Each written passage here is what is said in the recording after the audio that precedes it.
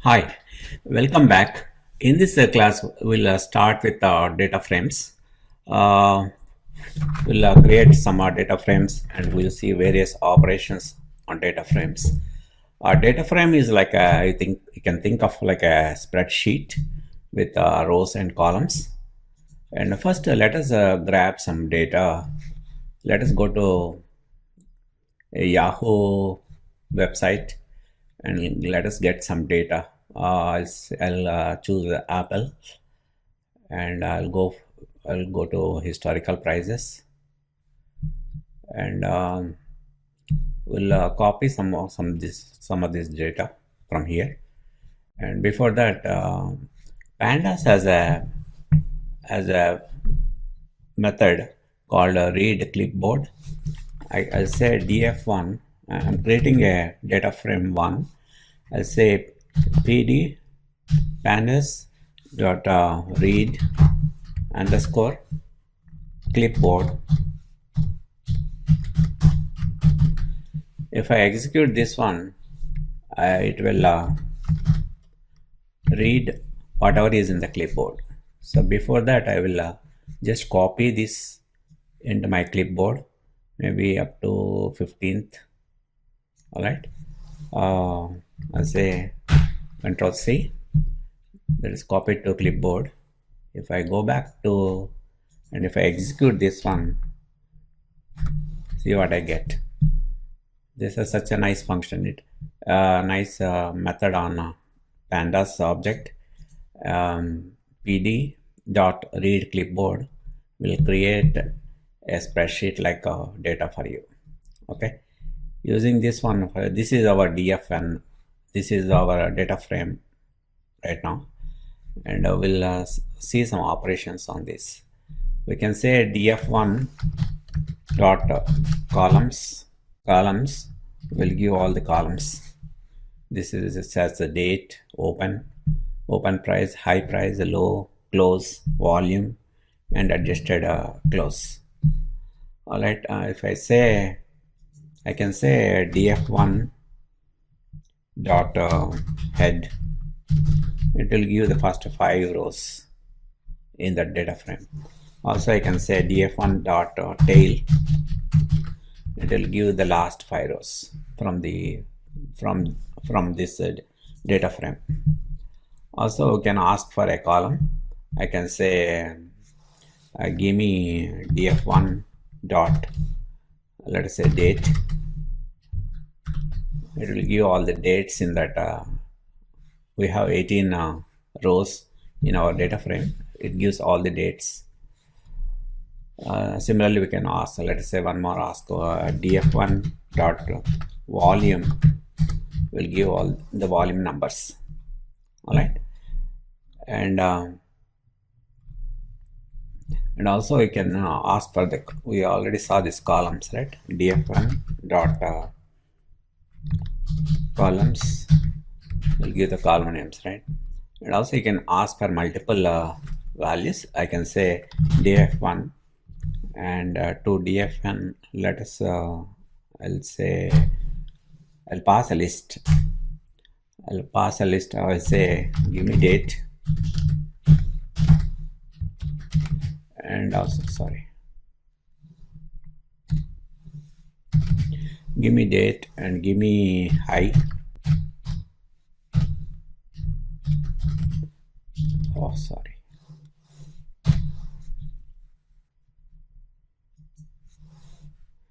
And give me low, and also give me volume close. I say close. You can ask for multiple columns, and let us see what we get. So these are the date, high, low, and close of Apple stock. And next we can add a column. Right now, if you see, if I say dfn dot head, so these are the columns, right? Date, open, high, low, and we can add a column. I can say df1, let us say I say exchange. I say exchange, and suppose if I assign some value like Nasdaq, right? Let us see what we get. DFN now. So that column is added. The Nasdaq is added now. All right, and this is creating a data frame using the data in a clipboard. Let us create another data frame by using dictionary objects. Let me copy this. I'll say, let us go back to our good old friends. We have scores, students, two list objects. We can create a dictionary, say data equal to, with curly brackets, I'll say student and colon. I'll pass the list as students,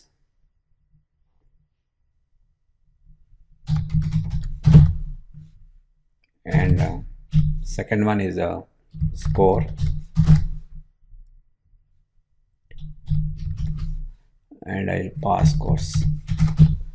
This will create a dictionary object data, and if we see data now, it's a dictionary object with these are the scores and these are the students. All right, then let us create a data frame using this.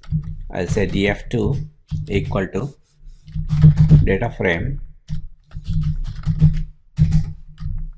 and to data frame let us pass the dictionary. Data is the dictionary, and if I see df2 now, that is our new dictionary df2 with two columns, student and score, and these are its indexes. These are built-in indexes.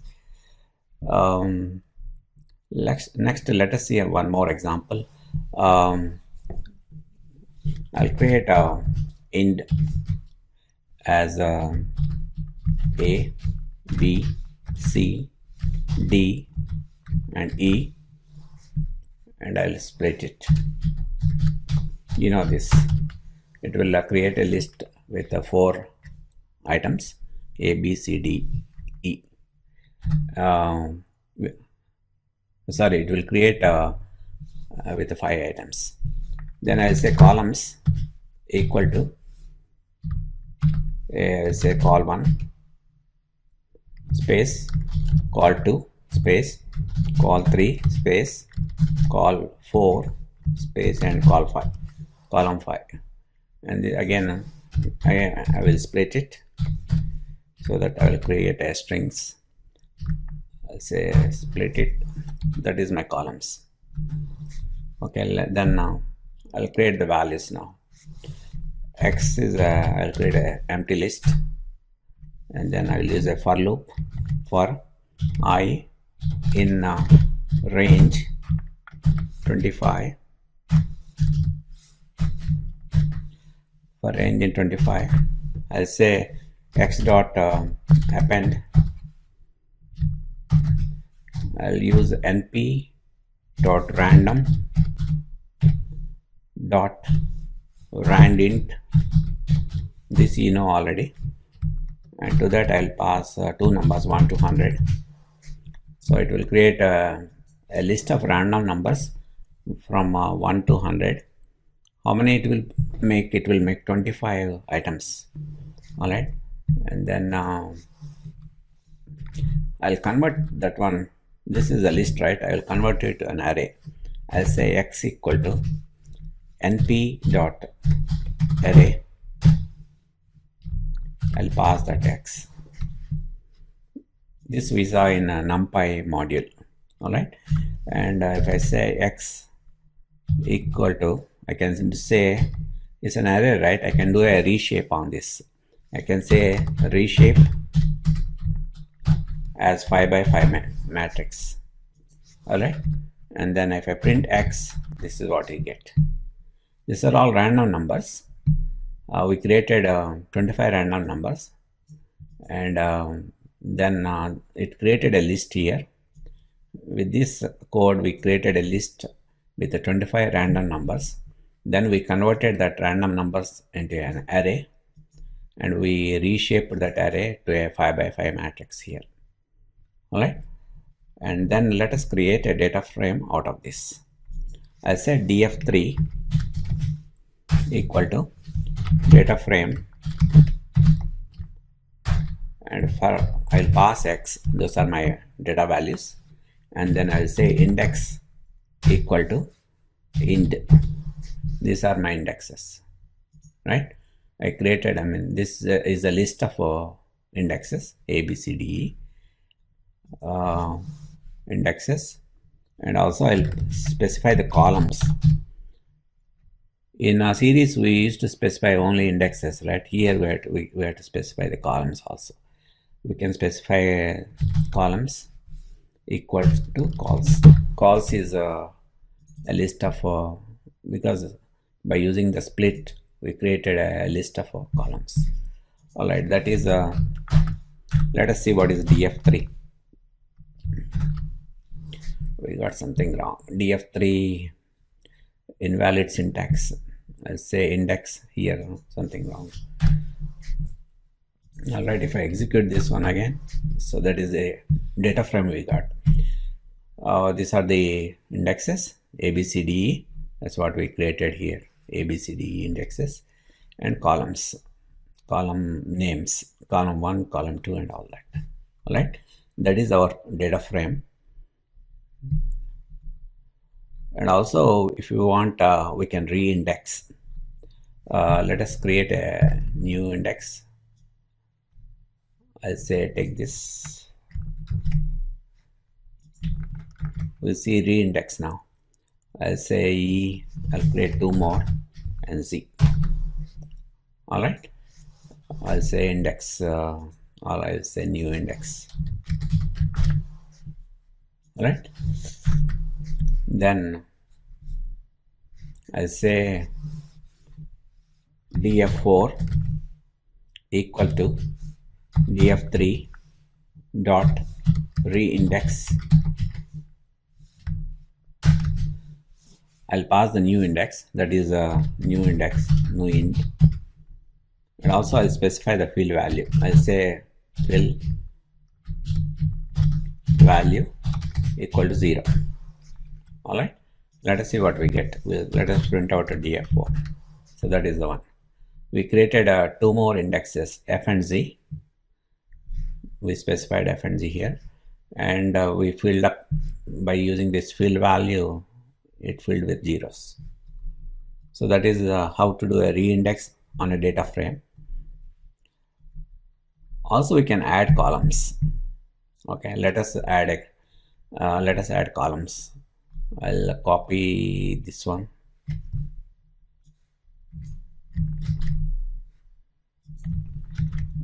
I'll say new columns. All right, I'll add 1 more column. I say call 6. All right, and I'll reindex. I'll say take this. Let me execute this. I'll say now I'll say d5 and d5, and from d4 data frame 4. I'll this time I'll specify, I won't specify the index. I'll say columns equal to new columns, and the field value also where we can keep the field value, or if you want to change, we can change to. If I execute this one, I'll get a new one. See, I got a new column here with all the 0 values. So that is how to use a reindex on a data frame. Then let us see some how to select the data here. If I say this is a D, we'll work with df5. That is our df5. And then I can say give me all the values in column column 1, I can say that call 1, df5, I have to say 5. Alright, these are the values. These are 83, 91, 8, 78 and all that. And also I can ask for multiple values. I can say df5, I'll pass a list with the values call 1 or call 3 and let us say call 5. With multiple values we are passing within a list. This is the list object. And if I execute this one, the original data frame won't be affected. It will be just pull out some data from the df5. So this is our output. And also we can say, let me print out what we have df5 here. And I say, give me df5. I say df5 column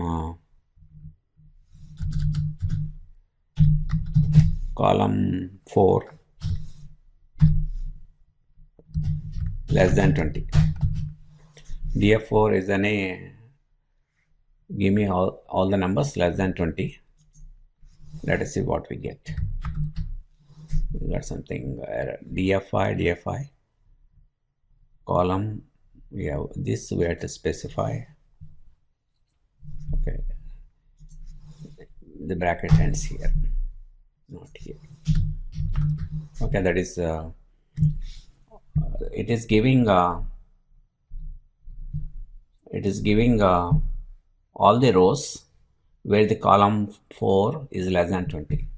Here it is skipping A because 75, 99 it is skipping.